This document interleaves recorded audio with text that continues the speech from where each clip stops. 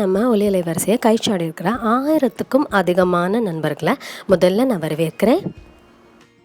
உலக தமிழ் சொந்தங்கள் அனைவரையும் பிறமொழி கழுவாத முழுவதும் தமிழ் மட்டுமே பேசும் ஒலியலை வரிசையான அம்மான சும்மா இல்லை ஒலியலை வரிசைக்கு வரவேற்கிறேன்.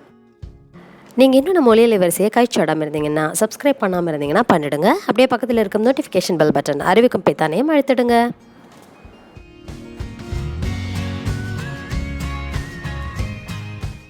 ஒரு விதையை தூவி அதுலேருந்து செடி முளைக்கும் போது எவ்வளோ சந்தோஷமாக இருக்கும். நம்ம வீட்லேயே அது நடக்கும்போது அது எவ்வளோ பெரிய சந்தோஷம். சின்னதாக இருந்தாலும் நம்ம பெருசாக நினைப்போம்.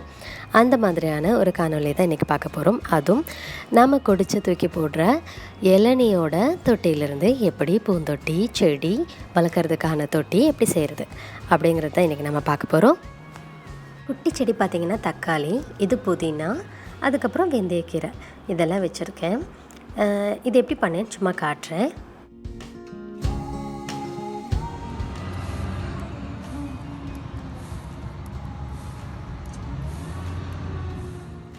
இப்படி இருந்த இளநியோட தொட்டி எப்படி வெந்தயக்கீரை வளர்க்குற தொட்டியாக மாறிச்சு அப்படிங்கிறத பார்க்கலாம். என்னெல்லாம் தவறுகள் நான் செஞ்சேன், அதை எப்படி சரி பண்ணிக்கிட்டேன், எந்த தவறுகள் செய்யக்கூடாது அப்படிங்கிறதையும் சொல்கிறேன். இது முழுக்க முழுக்க இயற்கையானது, அதாவது முழுசாக ஆர்கானிக். எதுவுமே வெளியிலிருந்தோ இல்லை செயற்கையாகவோ உபயோகப்படுத்தலை, மண் உட்பட. அந்த மாதிரி நம்ம ஊரில் மண் கிடைக்கிறது ரொம்பவே சுலபம்.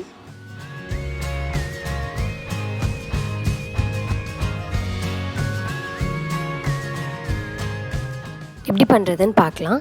எந்த சந்தேகம் இருந்தாலும் கருத்துக்கள் பெட்டகத்தில் கமெண்ட் பாக்ஸில் சொல்லுங்கள்.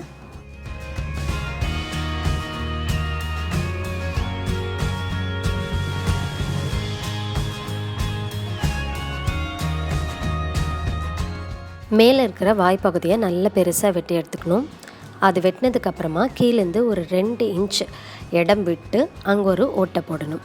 கண்டிப்பாக இந்த துளை வேணும்.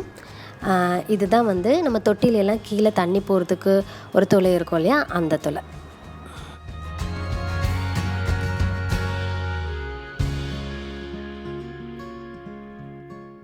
அப்புறமா நம்ம இதுக்கான மண் வெளியில் வாங்குறக்கும் கடையில் கிடைக்கும். அதுக்கப்புறம் நம்ம ஊர்லலாம் உங்களுக்கு தோட்டமோ அந்த மாதிரி இருந்ததுன்னா அதுலேருந்து மண் எடுத்துக்கலாம். மண்ணை போட்டு மேலே வரைக்கும் நிரப்பிக்கலாம்.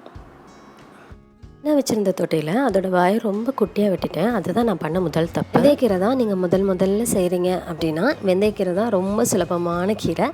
அதை இந்த மாதிரி வெந்தயத்தை ஒரு நாள் ஊற வச்சுட்டு அடுத்த நாள் எடுத்து மண்ணுக்குள்ளே ஒளிச்சு வச்சுருங்க. சரிங்களா?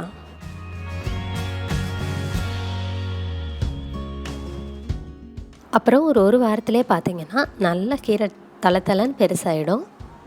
மண் எவ்வளோ ஈரப்பதமாக இருக்குது அப்படிங்கிறத பொறுத்து தண்ணி ஊற்றிக்கணும். அடுத்தது புதினா நம்ம வீட்டில் தினமும் வாங்குகிற அந்த புதினாவோட அந்த குச்சியே போதும். அந்த இலையெல்லாம் பறிச்சுட்டு அதில் குட்டி குட்டி இலை இருக்குன்னா அதை விட்டுடுங்க.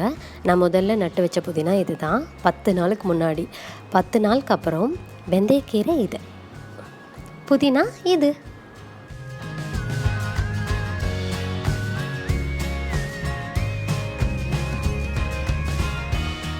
தொட்டியில் வைக்கிறதுன விட ரொம்ப இயற்கையாக இந்த மாதிரி வச்சுருக்கும்போது நம்ம வீட்டோட வீடாக ரொம்ப அழகாக இருந்தது இதை பார்க்கவே. இந்த மாதிரி முழுவதும் தமிழ் மட்டும் பேசும் ஒலியலை வரிசைகளுக்கான ஆதரிக்க அம்மான சும்மா இல்லை ஒலியலை வரிசை விரும்புங்க. உங்கள் நண்பர்களோட பகிர்ந்துக்கோங்க. உங்கள் கருத்துக்களை எனக்கு தெரிவிங்க. அப்படியே கைச்சாடிடுங்க. சப்ஸ்கிரைப் பண்ணுங்கள்.